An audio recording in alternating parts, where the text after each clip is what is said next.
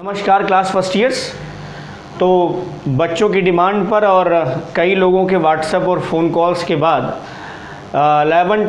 Class 11th के लिए भी जो रिड्यूस सिलेबस है सेशन 2021 के लिए, तो उसके बारे में बहुत ही छोटा क्रिस्प और टोटल इन्फॉर्मेटिव वीडियो और उसमें सिलेबस के हिस्से में क्या क्या है और कितने मार्क्स का है ये बताने की कोशिश करेंगे इसमें। ठीक है, तो देखते हैं क्या है वीडियो में।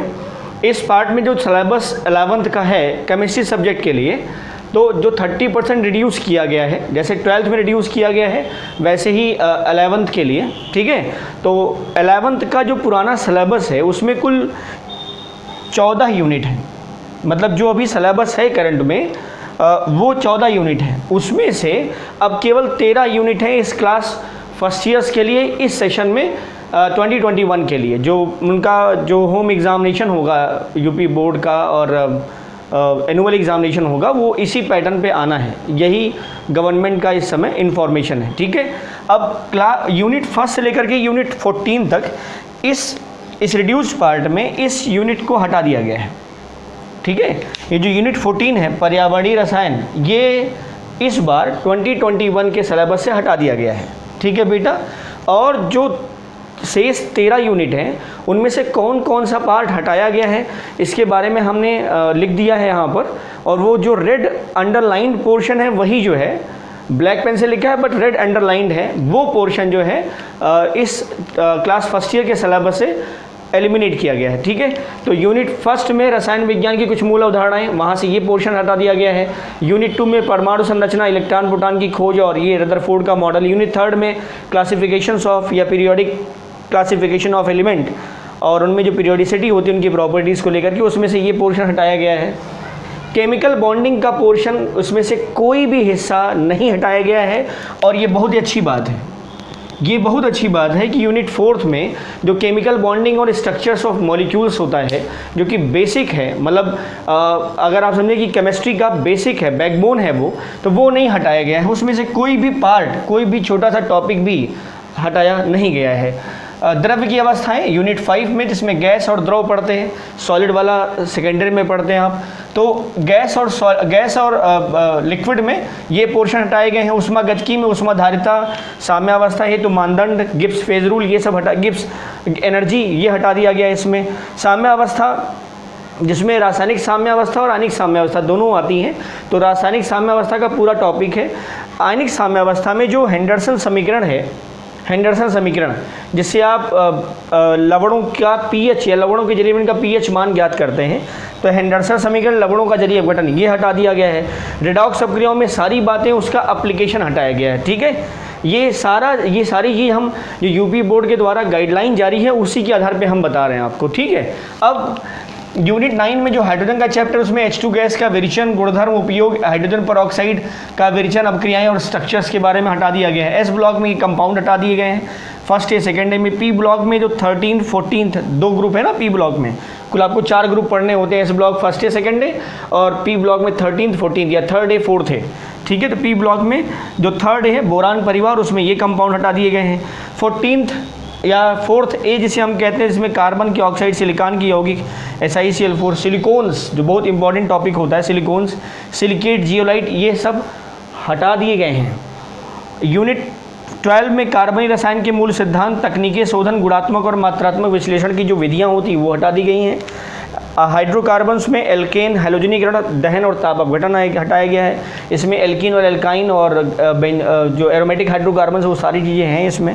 पर्यावरणीय रसायन में जल प्रदूषण, वायु प्रदूषण और मृदा प्रदूषण के संबंध में, रेडियो एक्टिव प्रदूषण के संबंध में ये बातें हटा दी गई हैं इस करंट सिलेबस के अकॉर्डिंग। ठीक है, तो आप इसे वीडियो पॉज करके आप अपनी किताब में नोट कर सकते हैं और उसमें टिक कर सकते हैं। ध्यान रखिए, हम फिर से बोल रहे हैं, जो रेड अंडरलाइंड है वो पोर्शन हटाया गया है। ठीक है, अब एक जनरल बात समझिए आप, ये जो टॉपिक है, ये जो हटाया गया है, वास्तव में अगर आप देखें, अगर आप जैसे जो केमिस्ट्री का बेसिक कॉन्सेप्ट है, अगर इसे आप पढ़ें और वहाँ पर परमाणु अणु और आयन के बारे में जानकारी ना हो तो आप समझ ही नहीं पाएंगे कुछ। ठीक है, यहाँ पर इलेक्ट्रॉन, प्रोटॉन, न्यूट्रॉन की खोज के बारे में अगर चर्चा ना हो तो क्या हम परमाणु की संरचना की व्याख्या पूरी तरह कर पाएंगे? नहीं कर पाएंगे। ऐसे ही क्लासिफिकेशन ऑफ एलिमेंट्स में अगर हम उसकी इम्पॉर्टेंस नहीं समझें कि आखिर क्यों क्लासिफिकेशन किया गया था, तो मेरे ख्याल से उस चैप्टर की महत्ता ख़त्म हो जाएगी। ठीक है, फिलहाल हम इसमें कुछ कॉन्ट्रडिक्शन नहीं पैदा करना चाहते कि ये सही हटाया गया है, गलत हटाया गया। हम सिर्फ इन्फॉर्मेशन दे रहे हैं कि ये टॉपिक फर्स्ट ईयर के सिलेबस से हटाए गए हैं फॉर द सेशन 2020-21। क्लियर, जो अभी तक की इन्फॉर्मेशन है, जो अभी तक की मतलब यूपी बोर्ड के थ्रू जो गाइडलाइन है उसके अकॉर्डिंग हम बता रहे हैं। लेकिन अगर आप रियली में इसे देखें तो आपको पूरा चैप्टर या पूरा सिलेबस आपको ध्यान से पढ़ना चाहिए, क्योंकि सारी चीज़ें एक दूसरे से कोरिलेट करती हैं। अब इसका ये मतलब नहीं कि हमने इन्फॉर्मेशन बता दिया तो इस बेस पे आप इस पार्ट को छोड़ दीजिए, रेस्ट पार्ट को पढ़ना शुरू कर दीजिए। This is not a mean.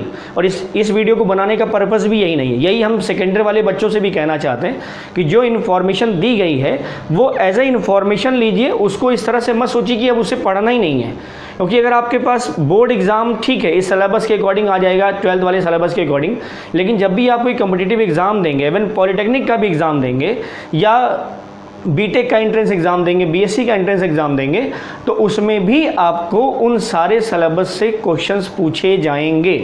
वहाँ तो कोई नहीं मतलब रिडक्शन किया गया है, वहाँ कोई डिडक्शन तो हुआ नहीं सिलेबस में। तो कॉम्पिटिटिव एग्ज़ाम को ध्यान में रखते हुए सिलेबस आपको पूरा पढ़ना है। हाँ, थोड़ा सा जो गवर्नमेंट ने लोड कम किया है वो ये है कि आप परेशान ना हो, क्योंकि वास्तव में सेशन लेट हो रहा है, तो परेशान ना हो, आप अपनी पढ़ाई को कंटिन्यू रखें। एग्ज़ाम को लेकर के ज़्यादा हसल बसल क्रिएट ना हो। ठीक है, वो थोड़ा सा बच्चों के प्रेशर को कम करने के लिए दिया गया है। लेकिन इसका ये कतई मतलब नहीं है कि आप उस टॉपिक को पूरी तरह से वोमिट कर दें, पूरी तरह से एलिमिनेट कर दें अपने चैप्टर से। आप उनका अध्ययन करते रहिए। चीज़ें एक दूसरे के साथ रिलेट करती हैं, इसलिए जानना ज़रूरी है। ठीक है, तो ये सिंपल एक इन्फॉर्मेशन थी, इसका दूसरे अर्थों में मतलब मत निकालिएगा। ठीक है, हाँ, इन्फॉर्मेशन के पर्पज़ से था कि आपको बता दिया जाए कि 11th के सिलेबस में भी कुछ रिडक्शन हुआ है, और वो रिडक्शन किस टाइप का था वो ये था। ठीक है, अब हम थोड़ा मार्क्स बता देते हैं कि जो पेपर बनेगा एनुअल पेपर वो कितने कितने नंबर का किस यूनिट से कवर होने वाला है। 13 यूनिट को, कुल 13 यूनिट को 70 नंबर के अकॉर्डिंग जो है अलग अलग पार्ट में। पहला यूनिट 5 मार्क्स का, दूसरा यूनिट 6 मार्क्स का, 5 मार्क्स का, कंटिन्यू 5 मार्क्स का, 5 मार्क्स का, 4, 6, 5 मार्क्स का, 3, 5, 6, 7 और 8। अब देख रहे हैं ऑर्गेनिक वाले पोर्शन को 15 मार्क्स दिया गया। ठीक है, ये तो हट गया, समझ में आई बात। तो ये सिंपल सा इन्फॉर्मेशन था, और इसे केवल इन्फॉर्मेशन के पर्पज़ से ही रखेंगे।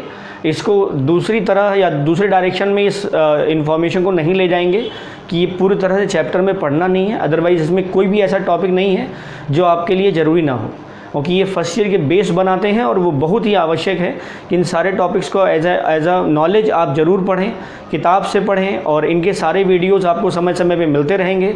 फर्स्ट ईयर में इस समय हम अभी यूनिट 9 कवर कर रहे हैं, जिसमें हम हाइड्रोजन और वाटर के बारे में बात कर रहे हैं, और इसके बाद भारी जल और फिर हाइड्रोजन पेरोक्साइड के बारे में हम डिटेल एक्सप्लेनेशन देंगे।